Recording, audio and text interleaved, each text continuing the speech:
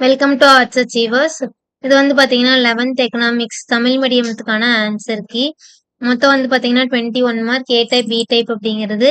ஏ டைப்புக்கு உண்டான ஆன்சர் வந்து ஏ டைப்னு கீழே கொடுத்துருக்காங்க.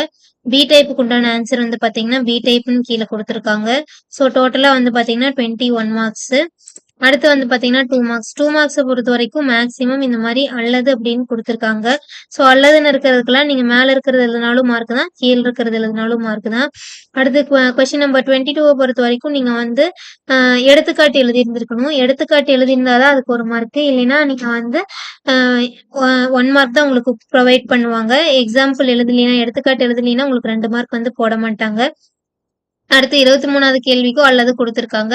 ஸோ மேல இருக்கிறது அல்லது இல்ல கீழே இருக்கிறது எழுதிக்கலாம். ஸோ கொஸ்டின் நம்பர் 24க்கும் அதே மாதிரி தான். விற்பனை செலவும் மேல இருக்கிறது எழுதலாம், இல்ல கீழே இருக்கிறதும் எழுதலாம். அடுத்து கொஸ்டின் நம்பர் 25 பார்த்தீங்கன்னா மேல இருக்கிறதும் அண்ட் தென் கீழே இருக்கிறது 2 கொடுத்துருக்காங்க, அல்லது கொடுத்துருக்காங்க.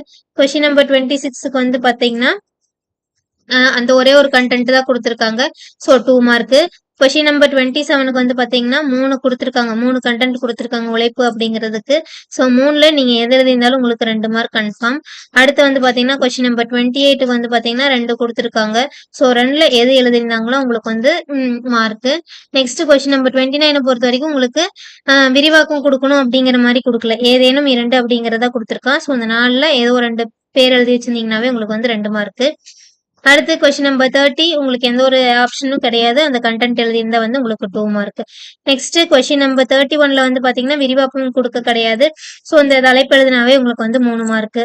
அடுத்து கொஸ்டின் நம்பர் 32ல வந்து பாத்தீங்கன்னா ஒன்னா அதை எக்ஸ்பிளைன் பண்ணிருக்கணும், இல்லைன்னா அந்த ஃபார்முலால 3 ஃபார்முலால ஏதோ ஒன்று எழுதியிருந்தாவே உங்களுக்கு வந்து 3 மார்க் அப்படிங்கிற மாதிரி சொல்லியிருக்காங்க. நெக்ஸ்ட் கொஸ்டின் நம்பர் 23ல 3 ஹெட்டிங் கொடுத்துருக்காங்க. ஸோ அதை மட்டும் எழுதினாவே போதும். அடுத்து கொஸ்டின் நம்பர் 33ல வந்து அப்படியே கொடுத்துருக்காங்க, எழுதணும். 34ல வந்து பாத்தீங்கன்னா மொத்தம் 5 பாயிண்ட் கொடுத்துருக்காங்க. அந்த 5 பாயிண்ட்ல எந்த 3 பாயிண்ட் எழுதினாலும் உங்களுக்கு வந்து 3 மார்க். அதே மாதிரிதான் 35வது கேள்விக்கும் மொத்தம் வந்து 5 பாயிண்ட் கொடுத்துருக்காங்க, எது 3 எழுதினாலும் உங்களுக்கு பாயிண்ட். 36ல வந்து பாத்தீங்கன்னா மொத்தம் 5 பாயிண்ட் இருக்கு, எந்த 3 எழுதினாலும் உங்களுக்கு 3 பாயிண்ட்.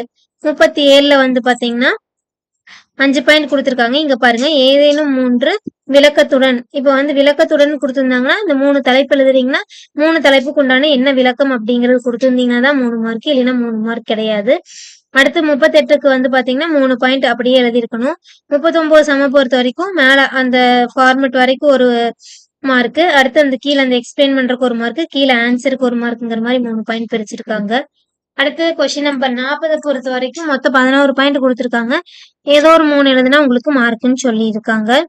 அடுத்தது 41ல பாத்தீங்கன்னா தன்மைகளும் எல்லைகளும். அப்ப தன்மைகளை தனியா விளக்கணும், அடுத்து எல்லைகளை தனியா விளக்கணும். 2.5 மார்க்கா ப்ரொவைட் பண்ணிருக்காங்க. அடுத்து 41ல பிக்கு வந்து பாத்தீங்கன்னா மேல இருக்கிற பாக்ஸ் எழுதினாலும் 5 மார்க், கீழ் இருக்கிறது எழுதினாலும் வந்து உங்களுக்கு 5 மார்க். அடுத்து வந்து பாத்தீங்கன்னா 42ல இந்த விதி வந்து பாத்தீங்கன்னா இலக்கணம் இருக்கணும். அதுக்கடுத்து வந்து பாத்தீங்கன்னா அதுல வரைபடம் இந்த மாதிரி வந்து ஒரு பாயிண்ட்டும் வந்து எக்ஸ்பிளைன் பண்றதுக்கு ஏத்த மாதிரி உங்களுக்கு ஒரு பாயிண்ட் வந்து ப்ரொவைட் பண்ணிருக்காங்க. அடுத்தது 42ல செகண்ட் கொஸ்டின் வந்து பாத்தீங்கன்னா பொருள் வரைபடம். அப்ப வரைபடத்தை போட்டுட்டு வரைபடத்தோட என்ன கண்டென்ட்டோ அது எல்லாமே நீங்க வந்து விரிவா விளக்கி இருக்கணும். அப்ப பொருளுக்கும் அந்த வரைபடத்தோட விளக்கத்துக்கும் வந்து உங்களுக்கு மார்க். வரைபடம் விளக்கத்துக்கு வந்து 4 மார்க், பொருளுக்கு வந்து 1 மார்க். அடுத்து வந்து பாத்தீங்கன்னா இந்த விதியில வந்து பாத்தீங்கன்னா மேல கொடுத்திருந்த விதி மாதிரிதான், தேவை விதி மாதிரியே தான். சோ இலக்கணம் இது மாதிரி அட்டவணை புகைப்படம் வரைபடம் இது மாதிரி எல்லாத்தையுமே போட்டிருக்கணும், ஒரு மார்க் வந்து அலாட் பண்ணியிருக்காங்க.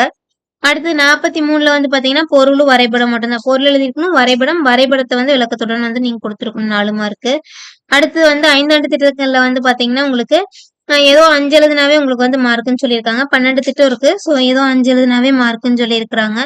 அடுத்து 44ல வந்து ஃபர்ஸ்ட் கொஸ்டின் வந்து பாத்தீங்கன்னா இங்க கொடுத்துருக்காங்க இல்லையா ஹெட்டிங். ஸோ இந்த ஹெட்டிங்ல ஏதோ 5 எழுதி விளக்கம் கொடுத்துருக்கணும்.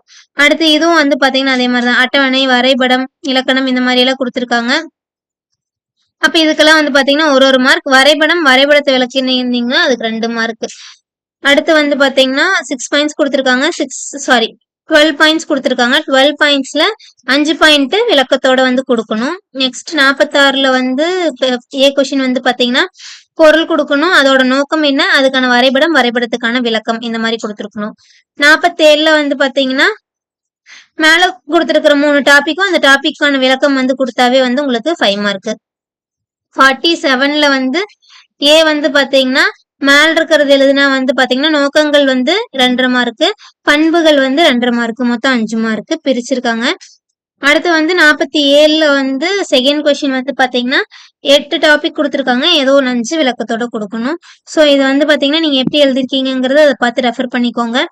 2 மார்க்க பொறுத்தவரைக்கும் மேக்ஸிமம் நல்லது குடுத்திருக்காங்க. ஸோ நீங்க எத ஃபாலோ பண்ணி படிச்சிருக்கீங்களோ, அதுல இருக்கிற ஆன்சர் கன்டென்ட் இருக்கான்னு பாத்துக்கங்க. அது இருந்தாவே உங்களுக்கு வந்து மார்க்கு. மேக்ஸிமம் விதிய பொறுத்தவரைக்கும் 5 ஹெட்டிங் இருக்கிற மாரி, அதுல வந்து பாத்தீங்கன்னா, இலக்கணம், வரைபடம், அட்டவணை இந்த மாரி எல்லாமே இருக்கிற மாரி தான் குடுத்திருக்காங்க. எல்லாத்துக்குமே ஒரு மார்க் தான் குடுத்திருக்காங்க. ஸோ அந்த அட்டவணைக்குள்ள நீங்க மிஸ்டேக் பண்ணும்போது, உங்களுக்கு அந்த 1 மார்க் வந்து கண்டிப்பா கிடைக்கிறதுக்கான வாய்ப்பு இருக்காது. கரெக்ட்டா போட்டிருந்தீங்கன்னா தான் உங்களுக்கு அதுக்கான வாய்ப்பு வந்து இருக்கும். ஸோ இதுதான் உங்களோட answer key 11th answer key. So thanks for watching. Subscribe Arts Achievers channel.